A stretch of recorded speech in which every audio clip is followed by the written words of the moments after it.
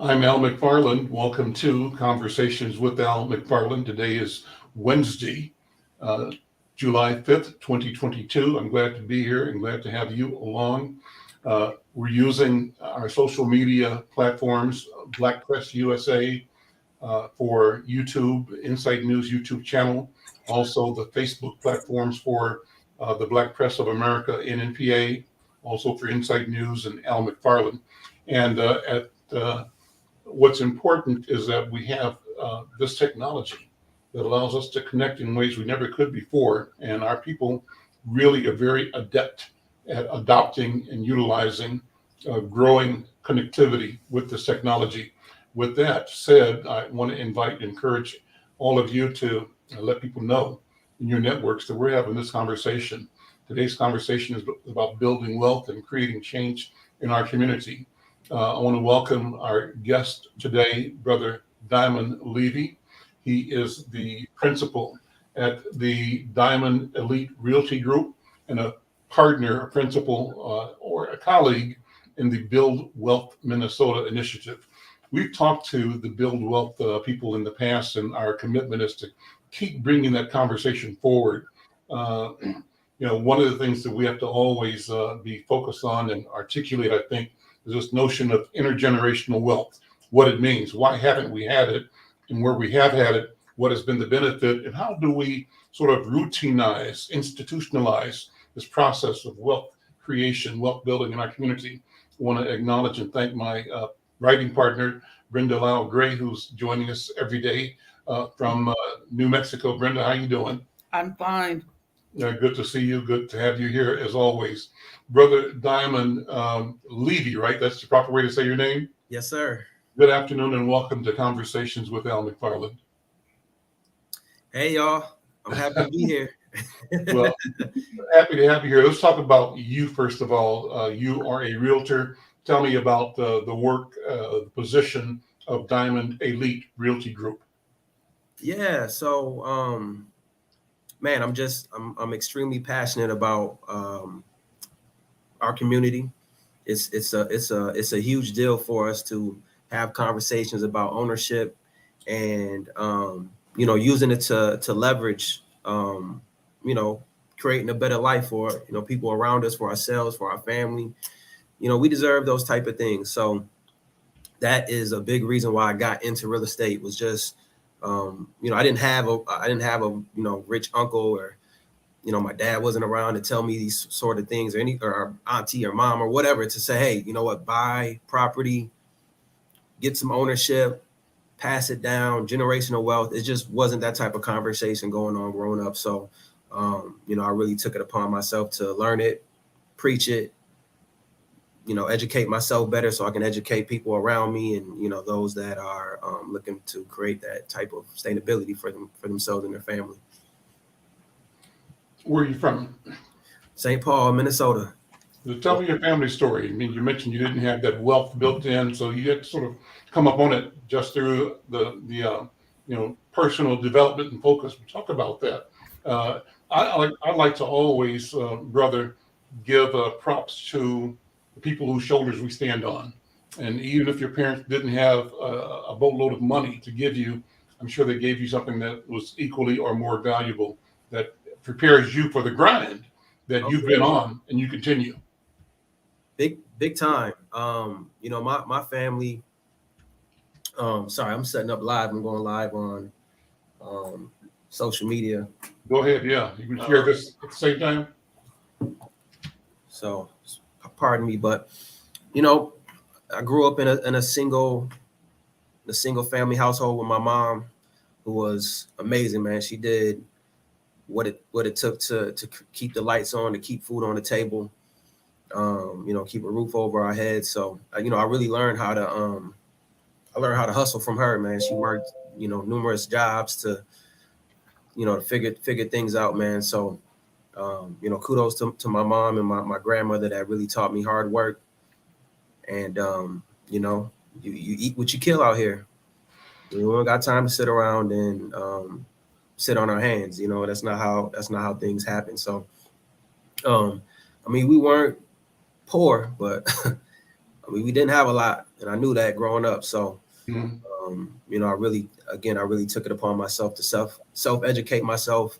I read a lot of books growing up, was always into, you know, self-improvement and, you know, different things like that. To be honest, I wasn't really big on schooling.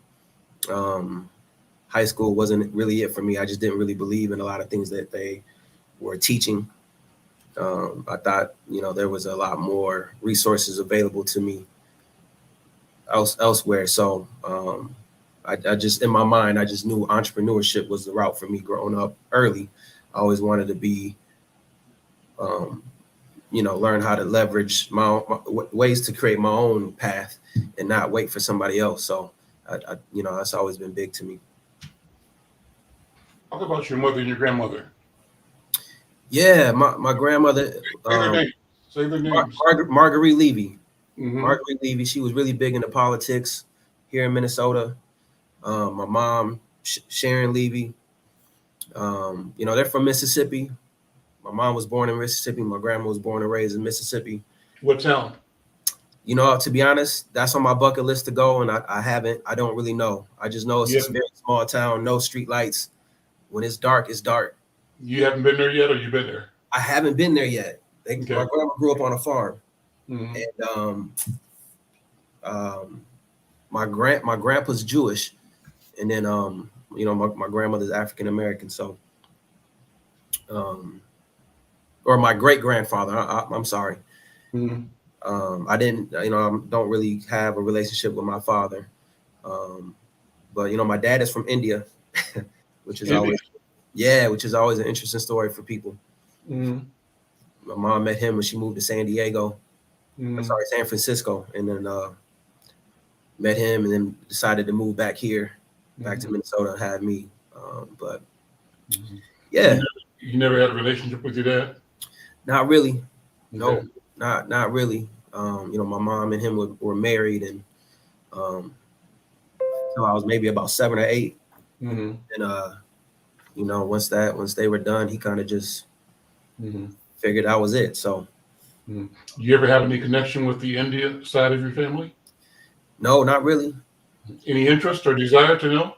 You know, as I get older, that's something that I want to learn more about. You know, myself and where that comes from. But growing up, it's just been, you know, just black. Uh, You know, but you know, this hair is the Indian side that uh, comes out. So kudos to, you know, my people over there. But I don't know well, much about it, honestly. and when you say India, you mean India Indian, right? I mean, Not American Indian. not native, no, from India. Yeah, interesting. Because usually when we see each other, see, I'm part Indian. Talk about Everybody's part Indian, right? Choctaw, Chickasaw, or 4 or 5 of those tribes from down south. Let me tell Yep. you about Mississippi, man. My people are on my mother's side are from Mississippi as well, from the Delta, a place called Sunflower, and my wife is from a small town near Jackson, Mississippi, the town Oh called yeah. Crystal Okay. Springs. And we used to go there every year, 3 or 4 times a year. And I tell you, man, I loved Mississippi. And I loved being around Black people. And what was so wonderful and peaceful and relaxing was to be in a neighborhood and all you see is people look just like you. You know, Hmm. everybody drives up and down the road and they drive by, car window down, they wave, you wave from the porch, right?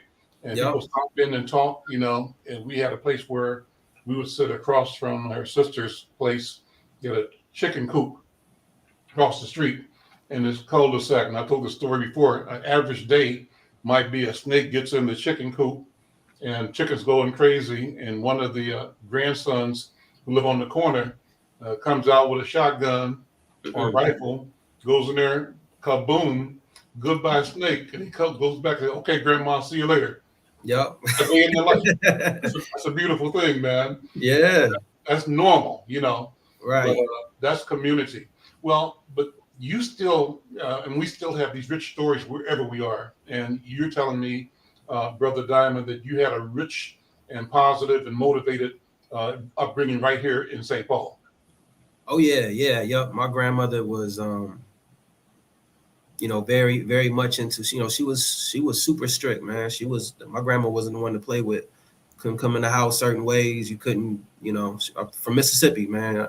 I can't count how many butt whoopers I got that probably saved my life, till today. So I appreciate them. There wasn't a lot of explanation why you got a butt whooping, but as you got older, you kind of figured it out. So, but yeah, man. So that was, really, she had a lot of books growing up, and books always fascinated me. So I was really big into reading.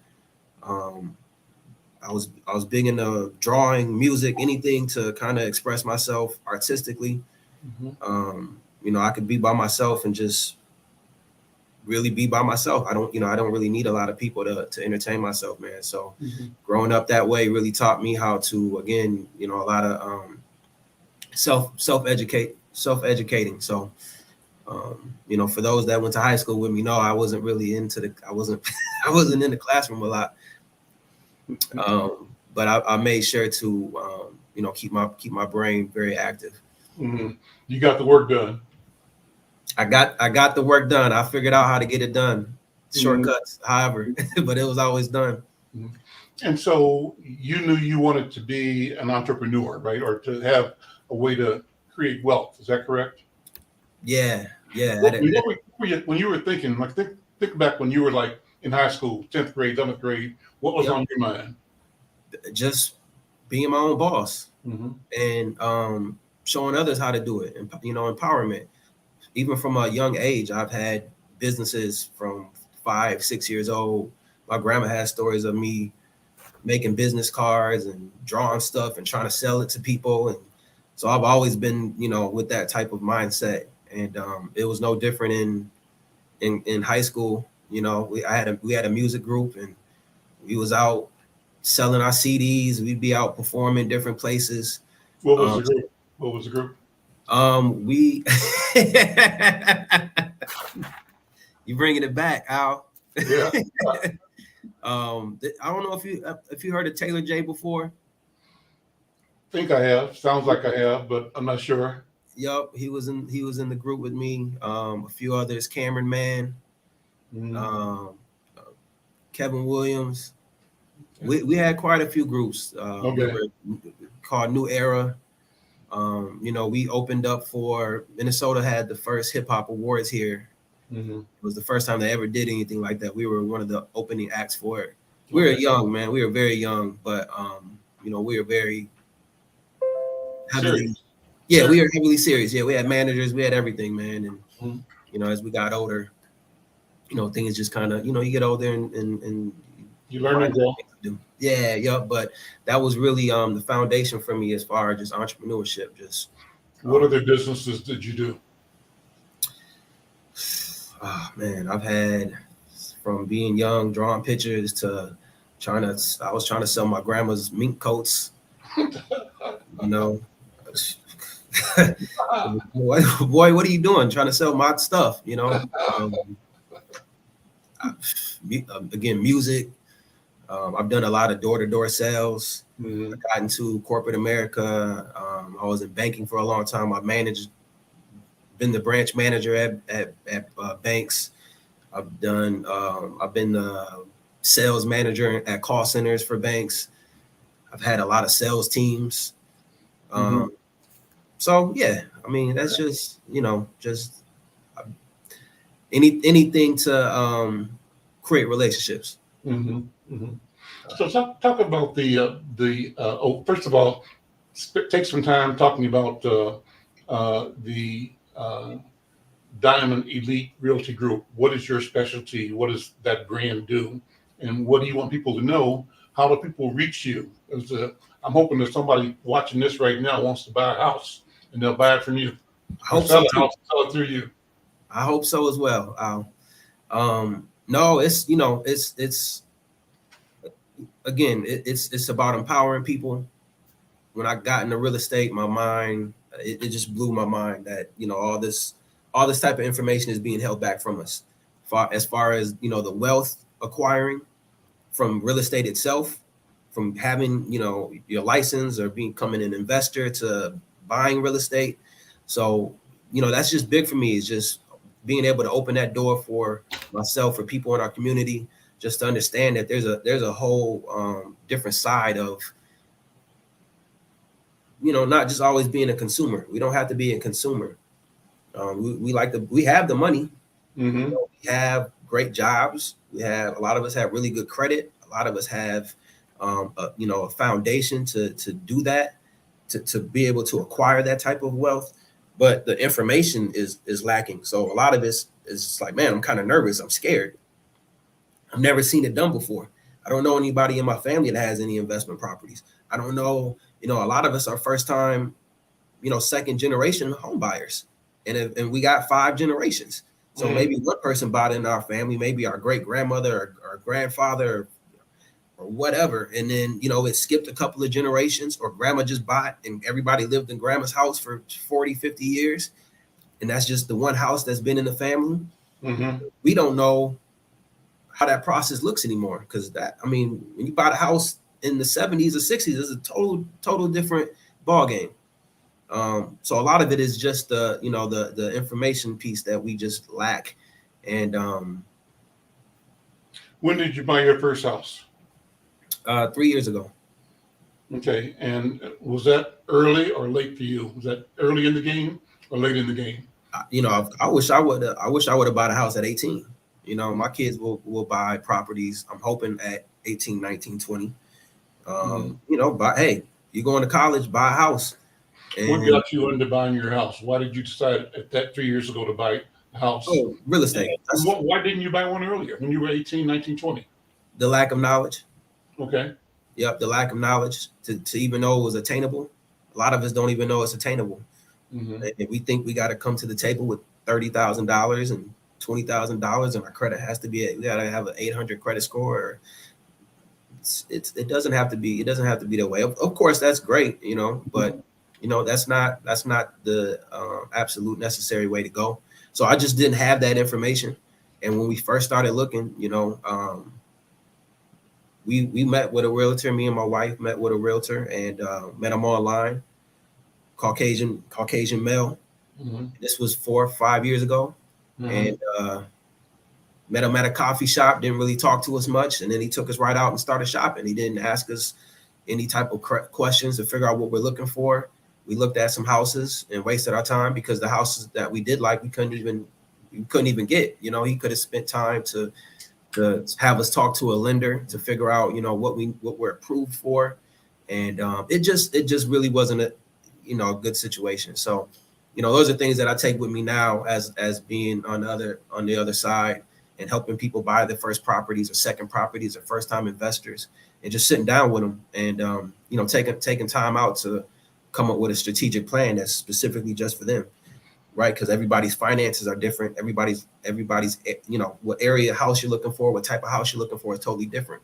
Mm-hmm. So we really scale it down to exactly what you're looking for and cater it just to you, so we don't, nobody needs to be treated the same as the next client or whatever, feeling like you're just a number.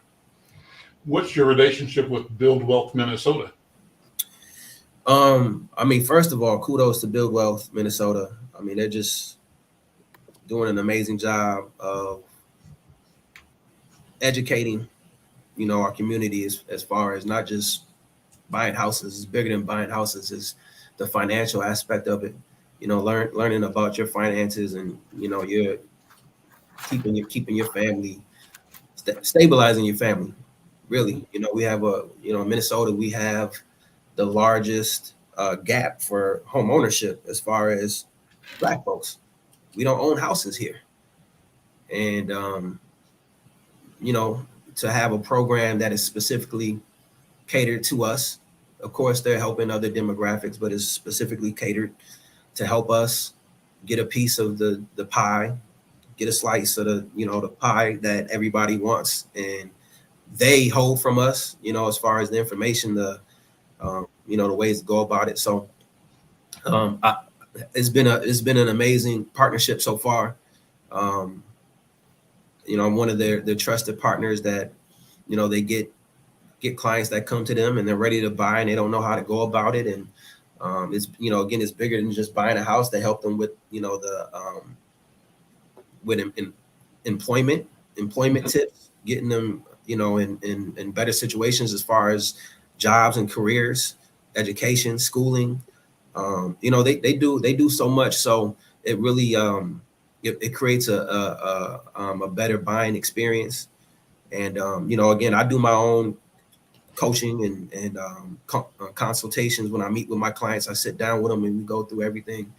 It's, you know, because it's a very frustrating process to buy a house, and you know, I want to really make sure that my clients and us, we're all on the same page when we get out there and we're looking, because you know, on top of it just being a tough experience, the market is challenging as well, right? And you know, we got to get out there and you got to put on your boxing gloves, because people aren't playing games out here buying houses. So, but again, yeah, so that's really kind of in a nutshell how you know, the partnership works with BuildWealth. David McGee is, I mean, he's been doing it for,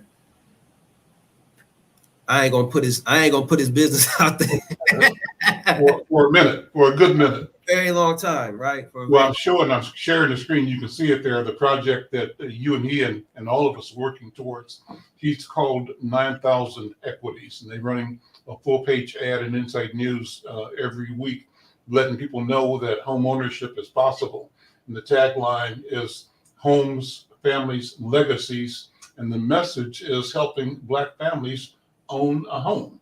And they say BuildWealth, Minnesota, and partners are closing the home ownership gap. You refer to the fact that the gap between Black and white home ownership is crazy, inappropriate, just disgraceful and disgusting. And it's not our fault. It's the structure that we're in, but the solution is up to us. And if we don't take the personal training and gather the knowledge about, you know, like you said, lack of information, you know, what can you do? And so the information at one level has been hidden from us, but what you are doing and what BuildWealth is doing is breaking that door open and letting people know that home ownership is possible, and it's possible right now, and that it's desirable, that you deserve to build wealth, and that you can build wealth, but you have to sort of put your nose to the grindstone and make it happen. That's what I hear you saying. Yeah, that's it. Mm-hmm. You know, a lot of times, and I tell a lot of people that we're in this era is all information. We want to get information because it's everywhere, right? You can get it on YouTube, Google. It's accessible, but we can't be information hoarders. You know, let's take some of that information and do something with it. So that's an important piece of it as well. You know, we do lack the information, but it's there when we can get it. But now it's time to actually say, let's do something with it as well. Well, I've got the number up here for those who are listening or watching, want to know more about it. This is the number at BuildWealth. It's 612-871-9000. But we want to give your number as well, because somebody might be listening that can call you directly. They can reach you through that number. That's the BuildWealth number. But do you want to give them your direct number as well, Brother Diamond? Absolutely. Yep, I can be reached at 651-283-3300. Again, that phone number is 651-283-3300.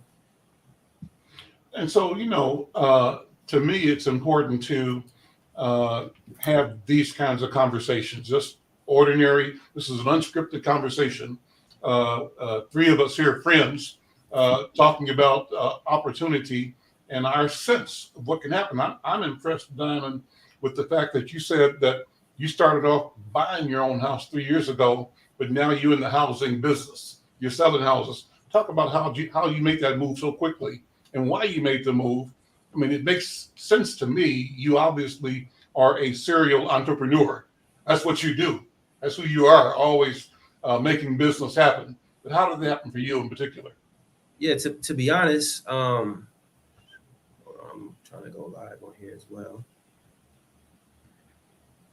Yeah, so you take your time, because you can, you know, if you got to communicate or hit somebody up with the social media, go right ahead. No, it's all good. I do got, it was quite a few people reaching out to me. Good. No, it took me to get in real estate to start learning how to purchase properties. And again, it's more attainable than what people think. Our community has just been withheld with information. And, it's unfortunate that, we decide to, because right now, nowadays is more of a decision, right? We want to gather all this information and sit on it and become hoarders of it. But, get connected with people that are doing it. It nowadays is not hard to see it happen. Everything is filmed. Everybody's showing everybody how to do something. So it's just more about what you are, what you're tapping into. Social media is huge, but you choose what you see on social media. So if you're not seeing home ownership on social media, that's because you're not around the right people. If you're not seeing people talk about positive things, if you're seeing drama on social media, that's because that's what you're choosing to, keep that community solely based on. So, again, it's all about decision making and figuring out what works for your vision, for your long-term vision, short-term vision. But yeah, it blew my mind getting into real estate, just how so far behind we are mentally with building wealth in our community, and how little of us really have it. I just reflect on the house I live in now in North Minneapolis. I've been in since January of '73. Yep. And owning a house, brother, is kind of like the gift that keeps on giving. So I have used this house to launch my business, to finance the business, to grow the business, to put my children through private school and help them get through college. And I'm looking at this property and the other properties that I own to help me launch into my next career. I'm 75 now and ready to do something different at a different scale altogether. But the beauty of it is that these assets enable me to do that. So I recall, brother, getting into this house back in '73. I think I might have paid the house, I could have bought it for $11,000. Wow. I didn't have the money to do that. Sure. A brother who was in the neighborhood bought it from the people that were defaulting on it, but he was gracious enough to give me a contract for deed that I was able to convert into a mortgage a little later. And I think when I got it as a mortgage, it was $18,000. I can tell you, a friend of mine told me that a house in this neighborhood recently sold for about $700,000. Yeah. And so that's the thing of beauty, And it's a cheat code. Yeah. Yeah. And then over there on Bryant at the Marcus Garvey house, where my business is, same thing. That's like a mansion that I got into for running the business and got in at the right time. And it's been a wonderful place to do business, to be. But I know that the land values and real estate values are just going up and up and up. And I'm glad. So the question is, how do I get more and do more? What do we do? How do we put in our minds the fact that we should keep trying to invest in our own community and other products that provide a return? How do we encourage that entrepreneurial mentality in our people and ourselves? What do you think? I mean, well, first of all, entrepreneurship isn't for everybody, Okay. right? So you got to really understand if it's for you or not, because it's hard to stomach some days. Some days I want to go play in traffic. Things go like this, but so that's I know the feeling. I got you. Right. So that's key. But once you realize and understand you got a passion for it, then you gotta realize what's at stake, right? Because this is how they create wealth. You hit it right on the head. This is how they put their kids through school. This is how they start other businesses. This is how they buy other properties. This is how they pay for vacations. Yep. I mean, Steve Jobs started Apple in his garage. Mm-hmm. I started Insight News at the table I'm sitting at right now. I'm in my dining room at home, but this is where I started this business in 1974. It's just crazy how much wealth we don't tap into when we're And you're always paying somebody's mortgage. Mhm. When you're renting, you're paying somebody else's mortgage. Why You not just pay might not be your own? paying yours. Pay Yeah. for your own. I got clients that will, have lived in their house, bought their house, haven't touched anything, lived in it for 5, 6, 7 years, decide to sell it, and they're going to walk away with $100,000, $130,000. Haven't done anything. You can rent for 7 years, get ready to leave, and you might be lucky if you walk out with some of your damage deposit. Right. You might owe more money to leave. Yeah. You might owe more money. So these are things that we just don't get to take advantage of. So why are our young people not getting that message? What is it that keeps a young person who is 18 or 19 or who's even in their 20s and 30s now from understanding that it just makes more sense to pay into something that you can own that will appreciate in value rather than paying rent? As you said, I bought my first house, I think, when I was 22 or 23. And I was a veteran out of the Navy, so I had the GI Bill, and that put me in my first path to building. Yep. I mean, it's nowadays everything is about instant gratification. Mhm. Everything has to happen right now. Everything's faster. Jimmy John's has to be here right now. This has to happen right now. When I order this, it got to happen right now. So it's material things. We'd rather buy certain things instead of your first home doesn't have to have everything in it right away, right? But your second home can, or your third home can. We're also programmed to think we can only buy one property, Right. Where on average they buy 6 properties. They buy their first house, then they take that house and leverage it into their second home. Then they might go out and get a vacation property, or they might buy an investment property. Then they downsize and get into a condo or whatever. But we are programmed to think that we got to buy this house and we got to live in it for 30 years. And that's great if you do. I'm not saying you can't do that. But then, that's where we fail to realize that because of the instant gratification, that first house might not have everything in it. We'd rather just go out and rent and have the nice condo that we don't own, or the nice apartment that we don't own. When we're missing out on a lot of these things where they'll go out and they'll buy their first house, live in it for a couple of years, and then go ahead and then get that other home. So, these, again, it's that instant gratification piece of it, because the information is there for us now. The information is there for us now. Real estate is a hot. Everybody wants to get into real estate. Take a minute, change your name, put your phone number where your name is to a diamond. Yeah. That way people can see that and take it down. If you rename your window there, put in your name, add your phone number to that, or your email address, either one. Yeah, there you go. That's fine. So people know how to get to you. Oh yeah, please call me. Please. But my friend Michelle Madison put a note here. I'll put it up. She says, my son and his wife are getting ready to close on a house this month in Portsmouth, Virginia. The mortgage will be cheaper than the rent they're paying for a tiny townhouse. Talk about that. Thanks, Michelle. Yeah, that's a great point, Michelle. Rent is going to be at an all-time high. Yeah. It's on average throughout the nation is going to be on average $2,000. Right? That's crazy for something that you don't own. Somebody can cheaper to own it.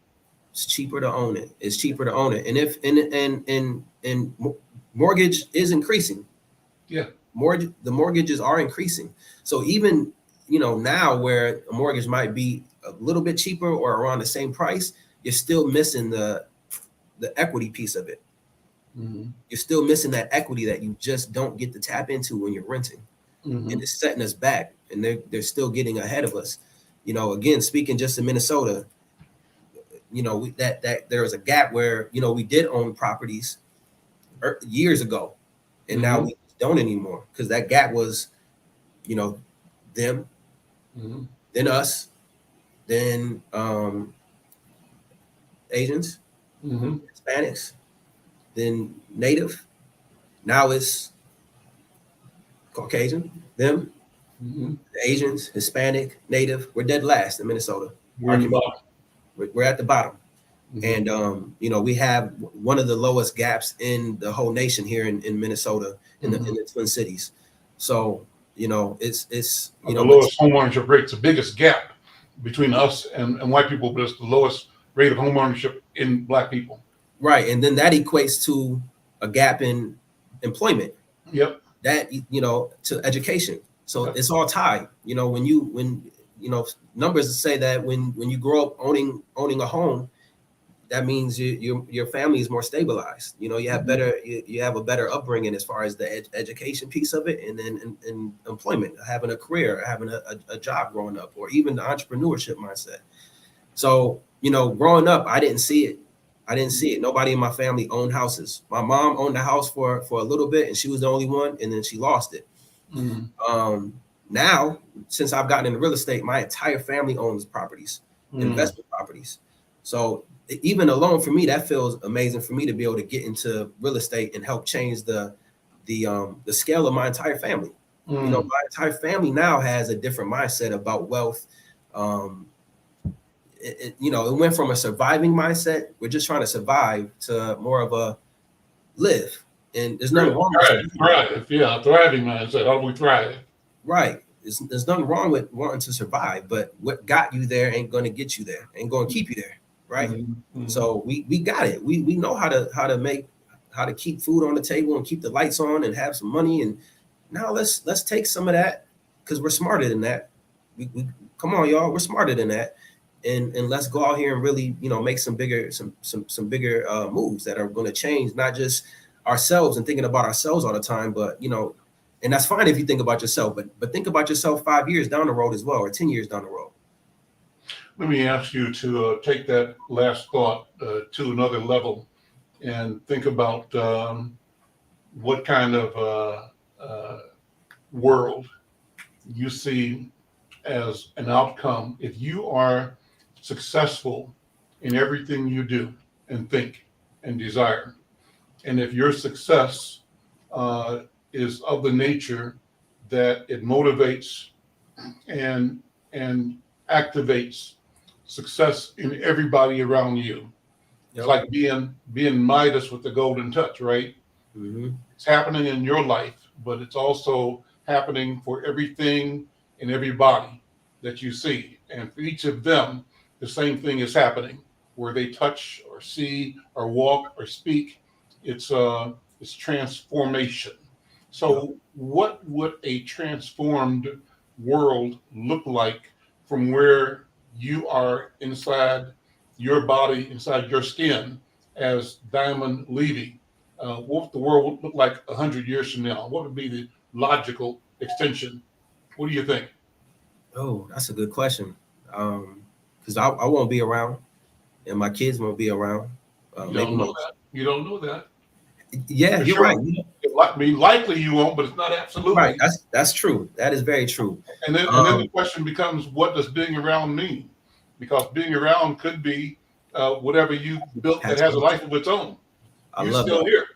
Maybe this transport mechanism that you occupy in temporarily, might not be here, but you.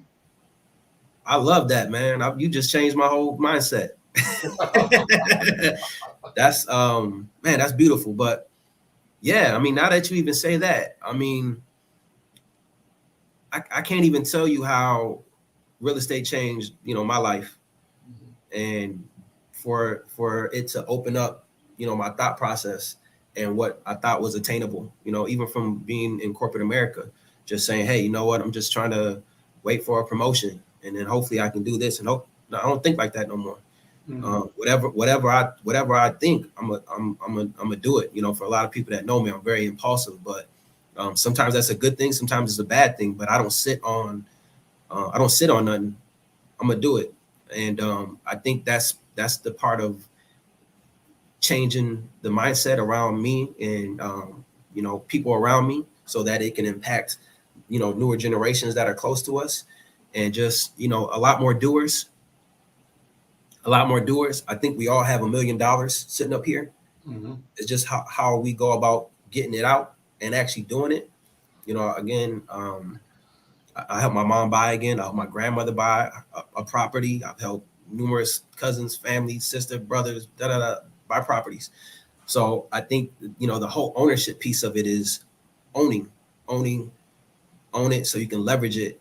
So we can live like the other family members that have wealth, like the Fords, or the Bushes, or the, where your last name is a brand. Mhm. We're all wearing some sort of brand, and it's normally a family. So that's what's big for me, is just creating a brand that's going to last.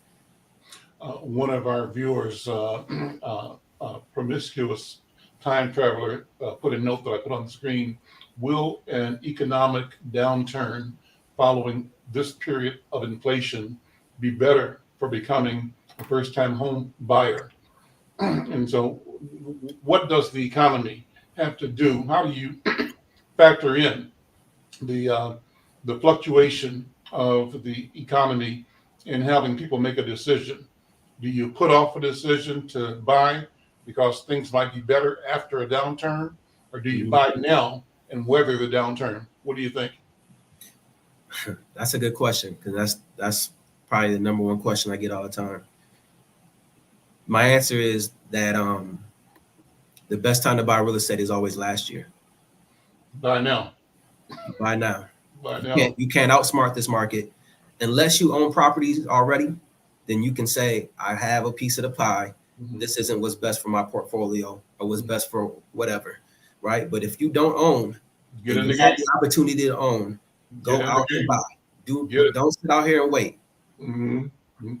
It's like the stock market, and we haven't been involved in historically, but they tell you buy it and sit on it. Don't sell it. Even if the market goes up or goes down, sit on it, because year over year over year, the stock Mhm. market gains in value. And there will be these moments and these periods of recession and inflation and decline in value and losses. But the losses end up going to those who get faint hearted and decide to run. And Yep. they unload their stuff cheaply, only for somebody else who's been waiting to buy it cheaply and to go and grow within the future. So the key though is to get in the game. Get in the game. I mean, it's like double dutch. You're gonna be sitting there doing this. There you go. That's it right there. Everybody understands double dutch. Everybody does, right? So I mean, what are you gonna wait for? Again, you're still paying a mortgage. Mhm. Everybody's paying a mortgage right now. You're just not paying yours. You could be paying somebody else's. So why would you continue to do that? And your money is going to thin air. You are keeping a roof over your head, and that's great. And sometimes it might be the best situation for you while you save or build your credit or whatever it is. But if you have an opportunity to buy, if everything checks those boxes, I don't understand why you would wait.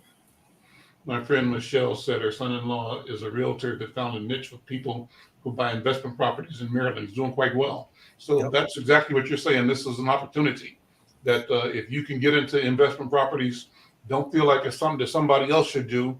No reason you shouldn't be able to do it, right? Absolutely. And I help a lot of first time investors buy properties, or just investors in general. And that's a different ball game, right, than buying a residential property, or buying it solely for you to live in. Because it's all about numbers. It's a business. You got to make sure all the numbers make sense, and we want you to cash flow ultimately, right? But why wait? There's a lot of people out there looking right now, and I can't even tell you, Al, how many people reach out to me weekly about wanting to buy, or is the market going to crash? And we'll probably never see a market crash like we did, in 2010. At least not, like you said, Al. We might live forever, but as long as maybe physically we're here, we might not see that again. But yeah. Brenda, any questions or comments, thoughts or feelings? No, not at all. I wished I could stop paying rent, that's for sure.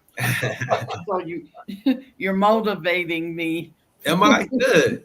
Yeah. Good. That was the key. Well, listen, this has been a great conversation, brother. And I want to invite you excuse me, come back again and again. Yeah. I think we and plain talk is what's important. I really treasure this conversation because I think we just are being ourselves, talking about the reality that we know, and we can be straightforward, we can be earnest, we can tell our truth, and I think that our people resonate with that. And what I take away from what you have said and what we are saying is that there's no need and no time for fear. And we have to develop this attitude of confidence and the courage we need to step into our financial health and well-being. The stepping into financial health and well-being necessarily means stepping into educational health and well-being. It necessarily means stepping into physical and mental health and well-being, and into social and political health and well-being. These things are all tied together, that absent one, everything is dragged down, and we've been in the position of being depressed and suppressed. But it's up to us to recognize the source of that depression, oppression, that trauma, and realize that the solution, the healing, comes from us. It's in us, and it's our time, and that more than anything else, we can do it. We are equal to the task. That's what I believe. Yeah, I mean, it's our right to live same way they do, or if not better. Yeah. I don't understand why we can't, do the same things they do. And we have all the tools. Like I said, we have great jobs. We have a lot of great financial situations. It's just more about it is scary, right? Because you've never done it before. So you got to make sure you're working with trusted people that have the right resources. But again, I pride myself on that. I'm not here to toot my own horn or do anything like that. I just know I helped a lot of families, and I got a great team of people that I work with, down from BuildWealth, Minnesota, to a lot of the lenders, other lenders, and the team that I have. So, Diamond, I just wanted to say how much I admire you being so young and stepping out and wanting to embrace your family with the type of knowledge that you're just giving viewers right now. So kudos to you. And I wish you the very best. Thank you, Brenda. When Al and I grew up on 28th Street in Kansas City, my father paid $7,000 for his house, and that was during white flight. And and now the area gentrification, Al, the buying up all of that area.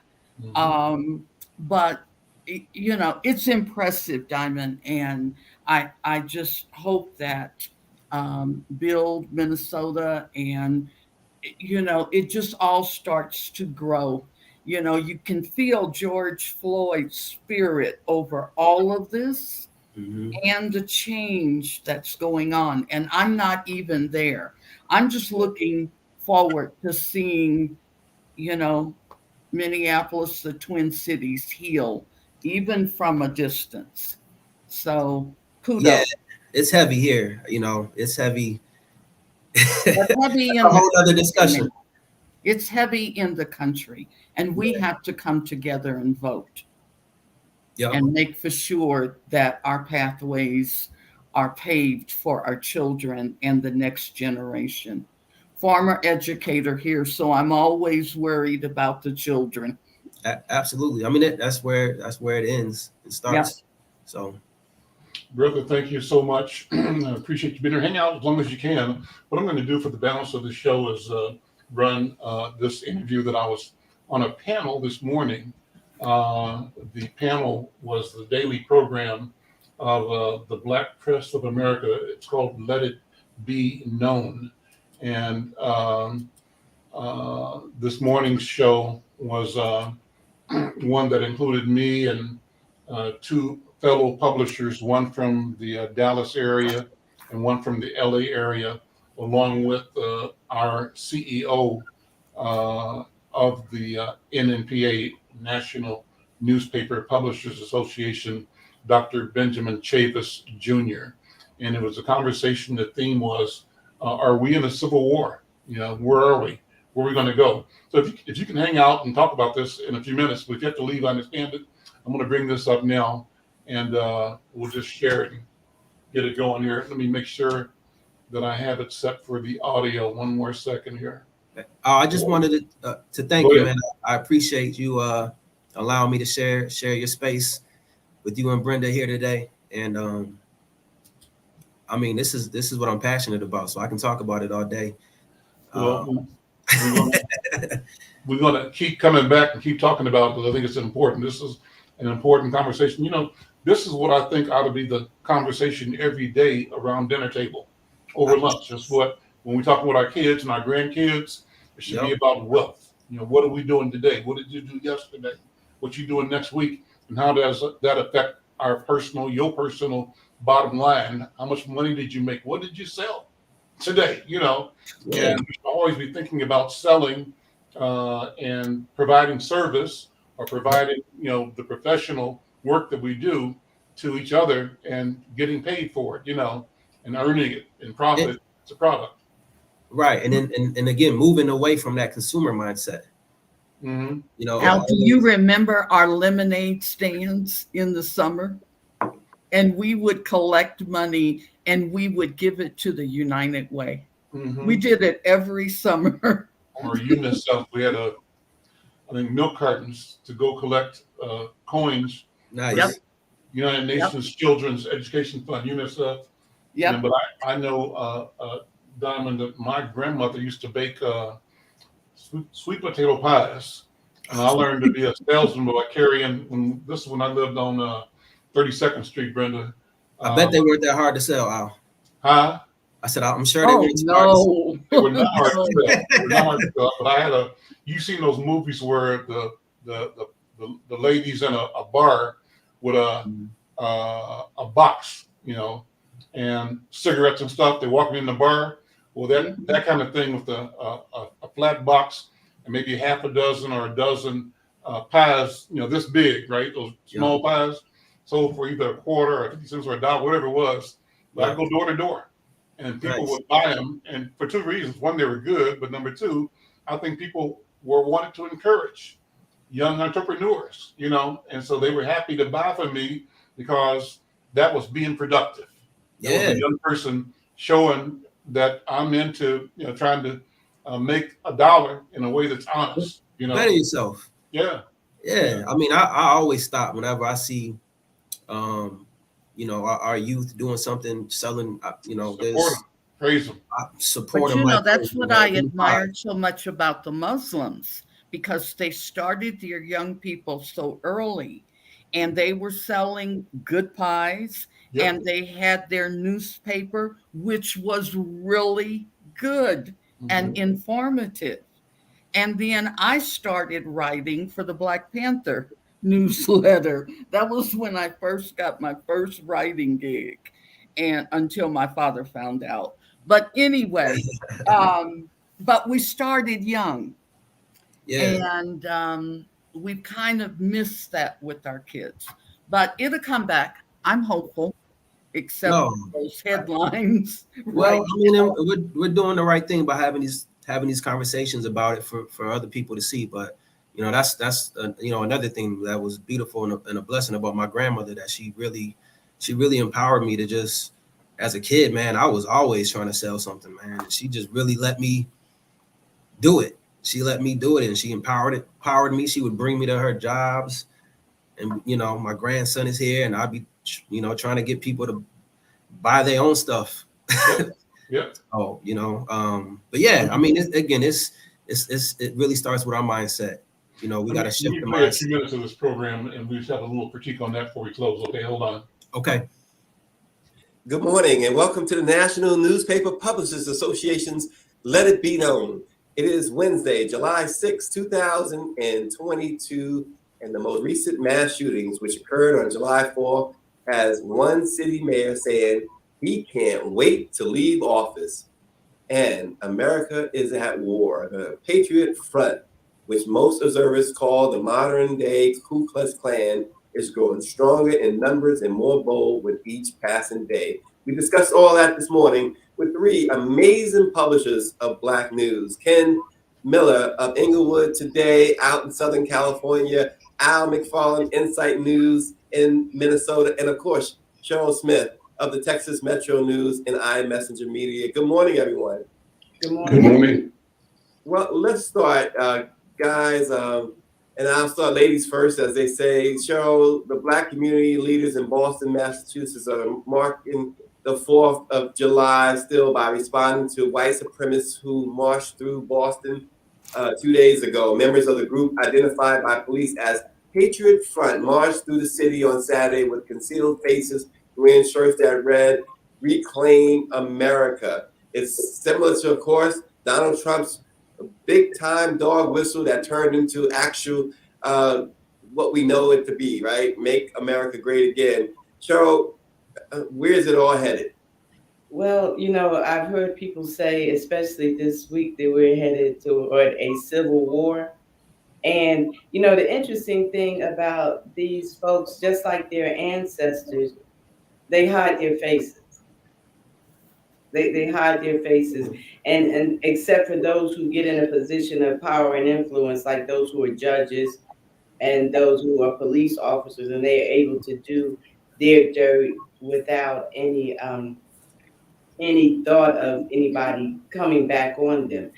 This it just seems like it's not going to get better. You look at Boston, you mentioned about shootings, and I think about Mayor Kenny, and I just laugh because some conversations are not happening in places. I'm not surprised that Boston has a long history, and I think we're headed to someone has to stop the madness, and who can stop it? Maybe the person who started it. And when I say started it, I don't mean because it's been going, because that person is long dead. But I'm talking about most recently to take it to the level that we're at today, where you have these emboldened 20-something-year-olds who, I'm just wondering why they're able to get away with and walk away from committing havoc across this country. But those Boston and a brother being attacked, we're going to have to do some things. We're going to have to go back to the 70s. I don't know what Ken and Al, I don't know how you all feel about it, but we need the FOIs. We need the Black Panther Party. We need folks standing up, because when we do, there's a different kind of America. But when we sit back and wait, if we wait for a justice system to handle it, we're going to be in for a real civil war, because they're going to keep attacking us. Well, to that end, Ken, Cheryl says go back to the 70s. He's talking about, as she said, FOI, and she's talking about the Black Panthers and organizations like that. You say, what say you, Ken Miller?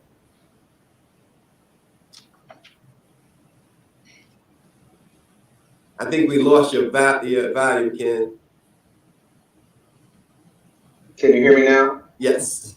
Okay. The federal government has minimized all those organizations. I think one of the things that we must confront head on is that white supremacy in America is not anything new. This country was founded on white supremacy.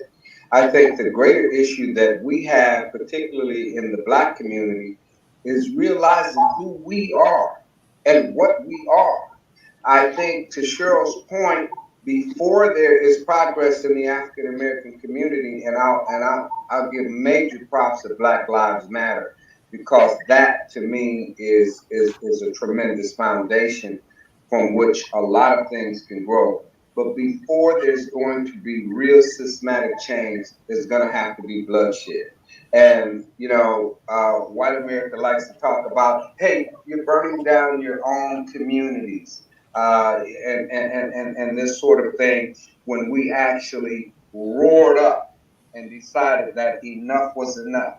And some of this has happened, in recent modern history with Rodney King, the Rodney King revolt. If there is not going to be any bloodshed, any sacrifices that we're willing to make, then nothing is going to change. Cheryl talked about judges. But what about the members of Congress and the United States senators and certain networks on television, Fox News? I mean, white supremacy is all over. The key is that we have to have an introspective look at ourselves and decide, look, who are we? What are we? And are we willing to fight, and are we willing to put our lives on the line? Because to their credit, you may not like it, they're willing to put their lives on the line. They're willing to put their lives on the line. I think we have enough at stake to where we should put our lives on the line. And I'm the first one. I'm signing up for myself. I can't sign up for anybody else. Al, you know, there is, Ken just laid out something there and talked about Congress and oftentimes folks talk about the president. We've already seen what is being done and what is not being done. The answer for us from Minneapolis, Al McFarlane. Well, good morning, all. First of all, I can and Cheryl, I cringe at the thought of us leading with the idea of bloodshed, of us even saying that.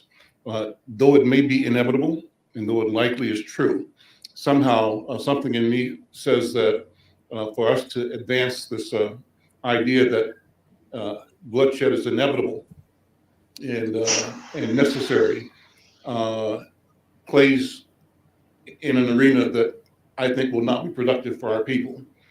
That said, I think you're right, Ken.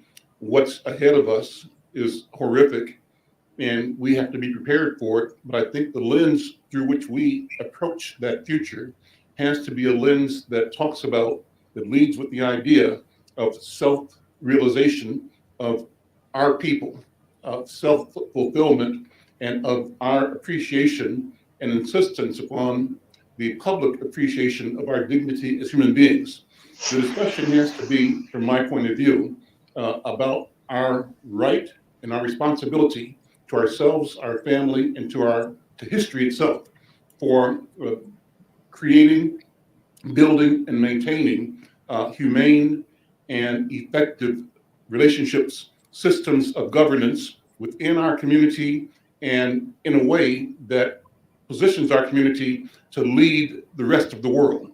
I think what happens in this country will happen because we motivate, move, demand, and create change, the change towards the real evolution of the democratic idea. I mean, the democracy idea posited first was a good idea inside of a lie. But our presence and our purpose, in my view, has been to bring that seed of an idea into an approach towards reality for this country and for humanity. So I'll stop there, but I think that my guests on my shows have been saying the same thing you're saying, Ken. They're seeing bloodshed is imminent and unavoidable, and they're talking about civil war. And I'll stop where I started. I cringe at the thought of us leading with the idea that civil war is ahead of us, because I think the consequences are going to be devastating. And you can check Al McFarlane out every afternoon, Conversations with Al McFarlane, right here on the channels of the Black Press of America. Dr. Chavis, earlier, Cheryl Smith, she mentioned going back to the 70s. You, of course, know what that's all about, being a political prisoner in the 70s with the Wilmington 10. What are we looking at today, Doc? I mean, you heard Ken Miller, you heard Al McFarlane.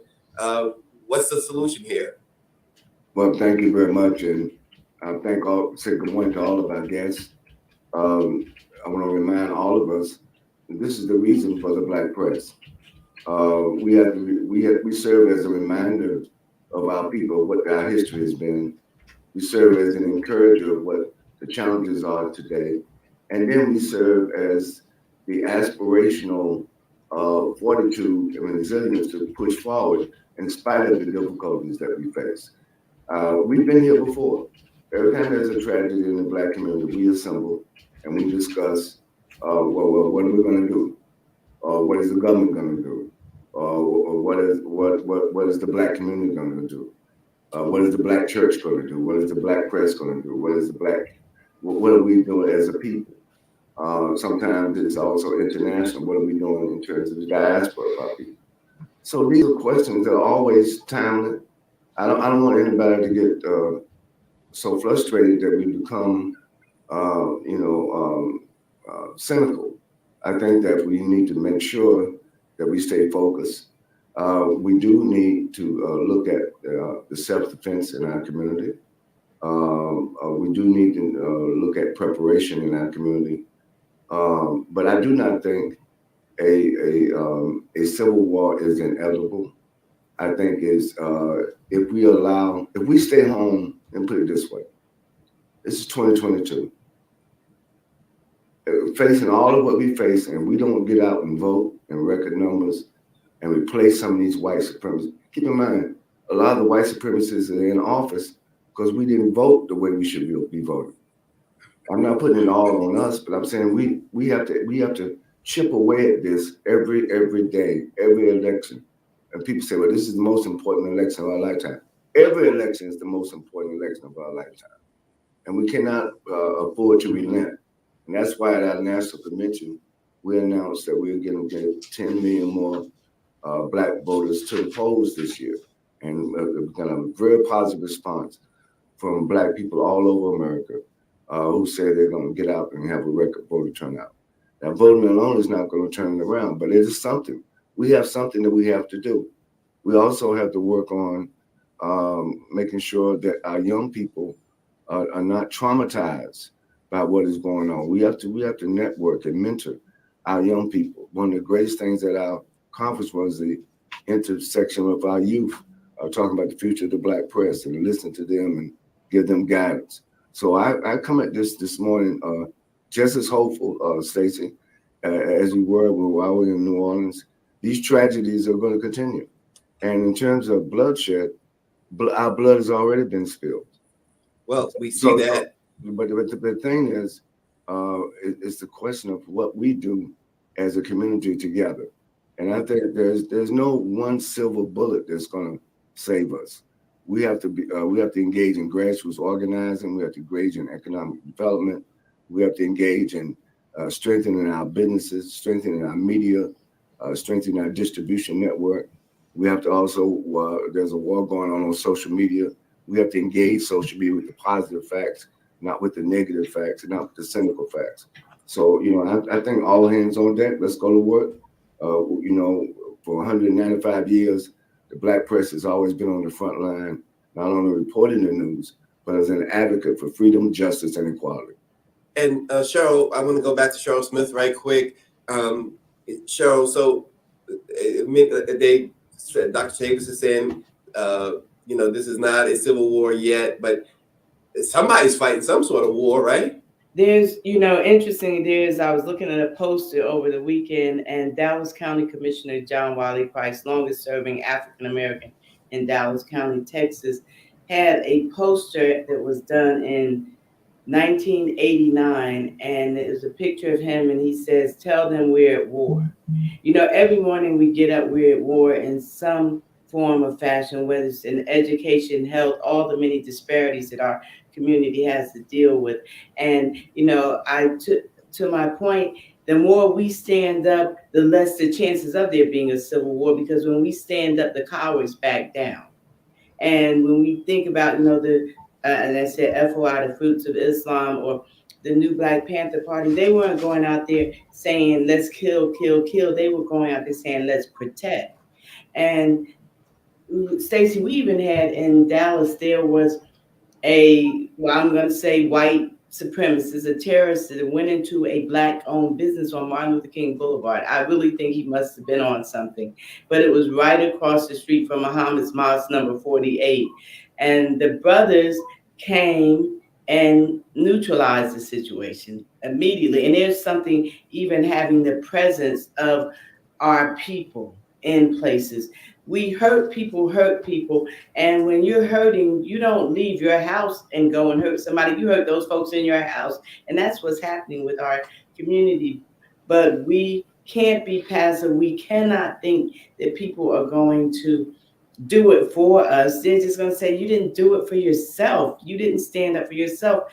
And that's why I was so excited about, let's get the vote out. Let's tell people what they need to do. The NMPA is taking the lead. This is so desperately needed. And guess what? It's holding people accountable too, because you're hearing more from Black elected officials about the Black press, Black entertainers. Folks are taking notice. And that's what they will do with our Black men and everyone when we stand up. Dr. Chater said, we're already spilling the blood. There's already a civil war. It's just against us. Well, the attack on 4th of July parade in lakefront suburb north of Chicago that killed 6 people on Monday and left the community and country reeling with questions as a 22-year-old suspect remain in custody. His motives is unclear. Charges, 7 counts of murder so far. Ken, this latest shooting, and then the one in Philadelphia also has the mayor of Philadelphia saying, I can't wait to leave office. When you have a mayor of a major American city saying that this gun violence is too much, I can't wait to leave office, what does that say, Ken? Well, it speaks to the state of America that we live in today. It's and I am not in any way trying to minimize any of these shootings. It's heartbreaking each and every time that I hear about any one of them. But I grew up in a community in South Central Los Angeles where we were traumatized every single day. As a young boy growing up in South Central Los Angeles, the life expectancy for me was 18 years. So, we all the time, we try to, whether it's in Buffalo, whether it's in U of A, Texas, we take all of these different events, all of these separate events, and we lump them all together as if there is a one size, cure all mechanism that's going to change it. I was examining, the president's, the gun laws that were passed, and the maximum time for a background check is 3 days. I mean, people like to say that guns don't kill people, that people kill people, but it's the people with the damn guns in their hands. I mean, I lived in Florida with Richard and Venus Williams for a time, and I still have guns that I purchased for Richard Williams that are still in the hands of I don't know where, because I was able to go right into a gun shop with not even a Florida ID, with a California ID, and purchase 3 guns and take them to Richard Williams. I was in Ohio when I was running the Calling Post. With an Ohio identification, I can walk into any gun shop and purchase a gun. Why in this country are we so hell-bent on guns? We're not at war with one another. It's not necessary for us to have all of these different guns. I don't know what it feels like to shoot a gun. I've never shot a gun, but I have been shot, and it's not a good thing. Well, Ken, one of our viewers, Amadi Ajamu, and I hope I pronounced the name right, says grassroots independent organizing is key on the streets, and with weak, opportunistic elected officials that don't respect our votes. Actually, I wanted to throw that to you, Al McFarlane, because you have people saying that you have elected officials who don't respect the Black vote. Vote them out. I think the vote is critical. Absolutely. What's most important, though, is that in every neighborhood, in every community, we organize. Organization is the key. And what we have to organize toward is not particularly and exclusively the local present politics, but organize towards a future in which we win. The question has to always be, whatever we're doing, how does it free us? We have to use some kind of measure or standard that our mission is freedom, liberation, self-reliance, self-fulfillment, self-realization of our individual, our family, and our collective selves as African people in the New World. And that in itself is a pathway for the transformation of the nation and of humanity. We have to see ourselves in a critical and central seminal place where our health and well-being and our ability to bring our knowledge, our genius, our vision for humanity is a transformative experience that reshapes everything. What does it mean? It means that I think Dr. King raised the question one time about, do you want to integrate into a burning house? We may be looking at a house afire. And that certainly is the feeling you get from the white supremacists, that they are so hell-bent on retaining and maintaining a fiction, a fantasy, that they are prepared to self-immolate and take everybody else out with them. That's what we have to fear, is insanity in white people, being catastrophic for everybody. And so how do we, number one, as you said, Cheryl, defend ourselves from craziness from without? I think that's appropriate, but I don't know if we lead with that as part of the package, but the leading package has to be engagement with each other and engagement at the local level and engagement across our people through Black press, for example, in this country and even globally, and engagement towards a different way, an Africana way of knowing, of doing, and that's based on cooperative Ubuntu, I guess it is, right? We are, I am because we are. How do we change our thinking so that what we do in a manner that is cooperative, collaborative, and that demonstrates our ability to create a new paradigm for our people? At the root of all of this, though, Stacey, is economic independence. There are enough Black African-American billionaires in this country to make a difference. I'm talking to you, LeBron. I'm talking to you, the newest one, you know, the newest billionaire on the block. I'm talking to all of these NFL players. You know, I'm talking to all you guys, because eventually, when your money flees you, you're still going to be left with the same pigmentation that you was born with, being a Black person in America. And we have an opportunity. Dr. Chavis is right. We do have to vote. Voting is the only mechanism of power in this country that we have. But we have to unify, and we have all of this, everything that we're talking about here is on the table. I harken back to where we just came from.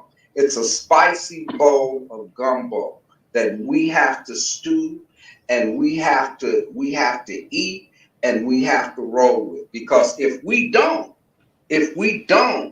then we're looking at our own self-extinction. If we don't do all of the things that we're talking about, we're looking at our own self-extinction. I mean, I love what the brother was saying, and harking back to some of the things that Dr. King is talking about, but young people are not hearing that today.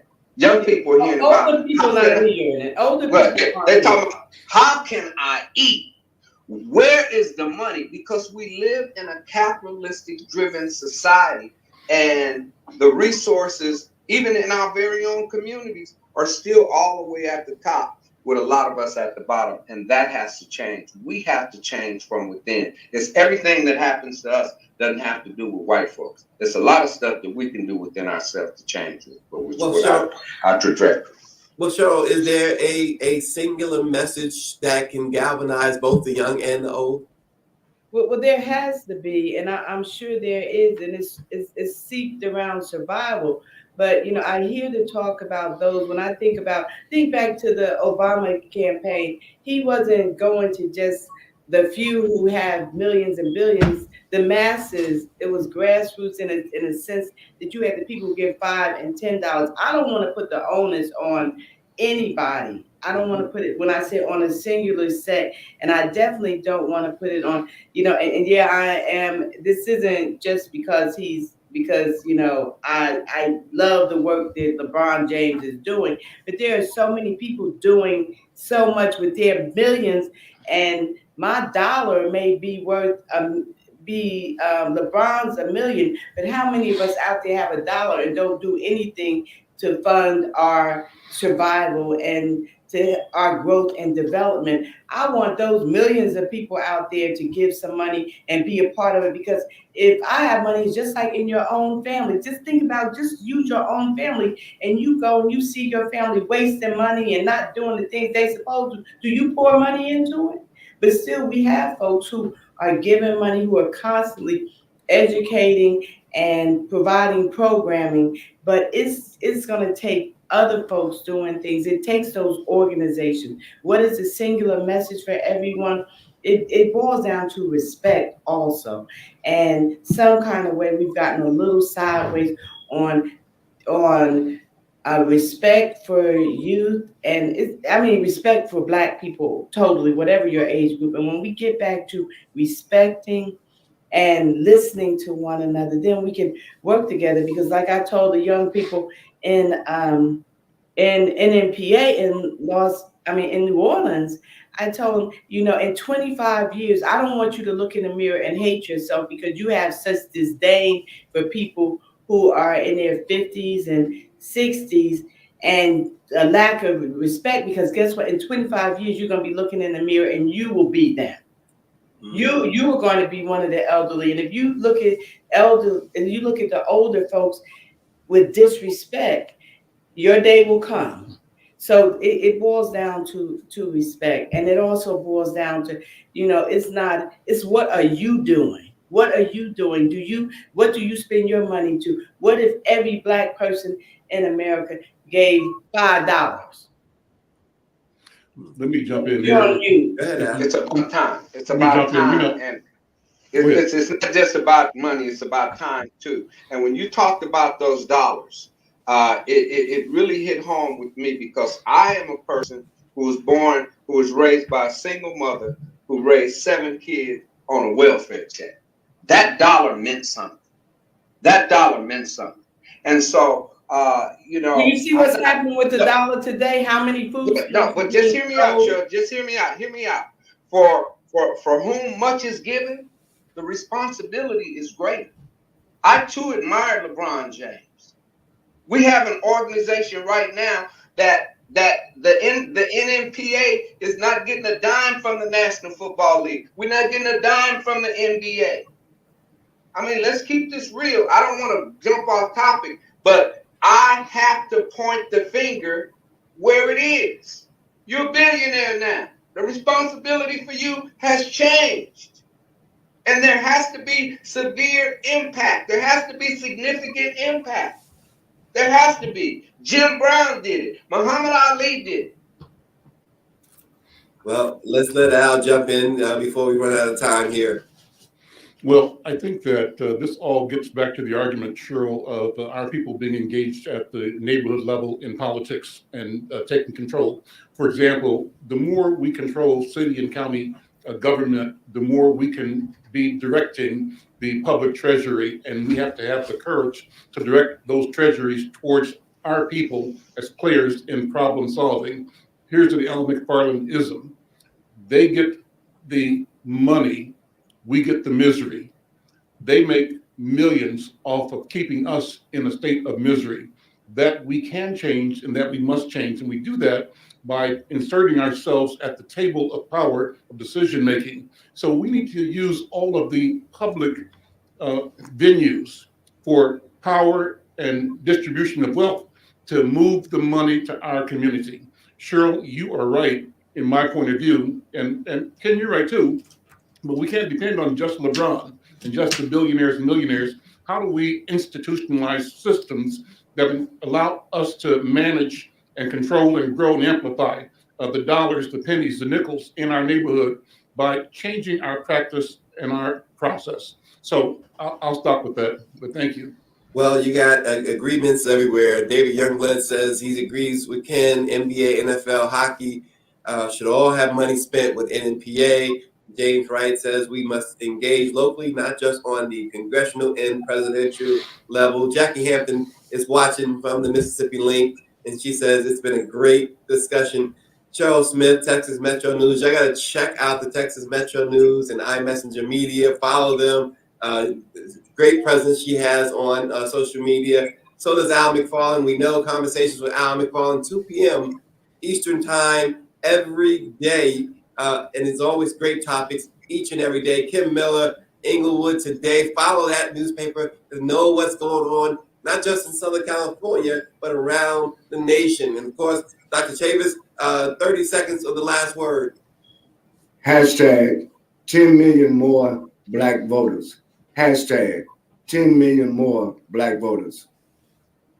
And that is the last word of the day. Thank you so much. Kim Miller got up early for us this morning. So did Cheryl. Cheryl got up smacking us around, but we're good, right, Cheryl?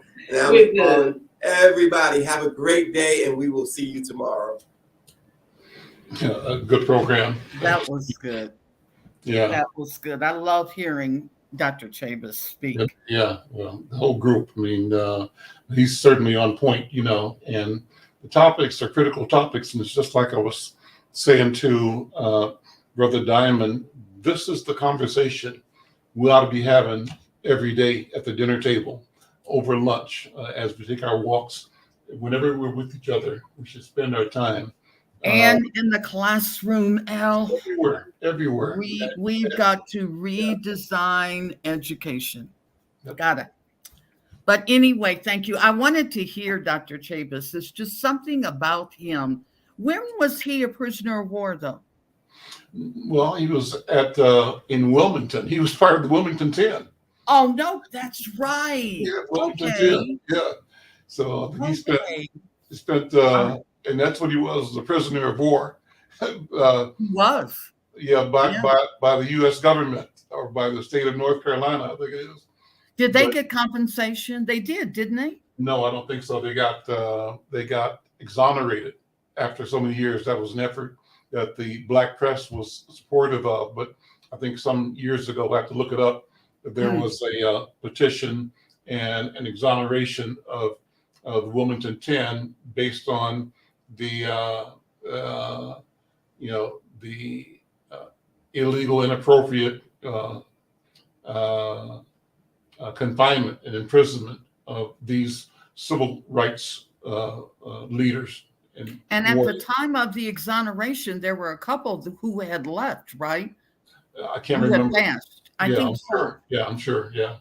Did you see where the DOJ filed lawsuit against Arizona for their voting practices? Tell me about it. They just did it this morning. I haven't read a whole lot of it, but yeah, they have filed against the entire state of Louisiana, of Arizona, because they want them to show citizenship, and they said it's against the law. Okay. Yeah. Right. All right. I'll see you tomorrow. Take care. We'll see you. Thank you. All righty. Bye-bye.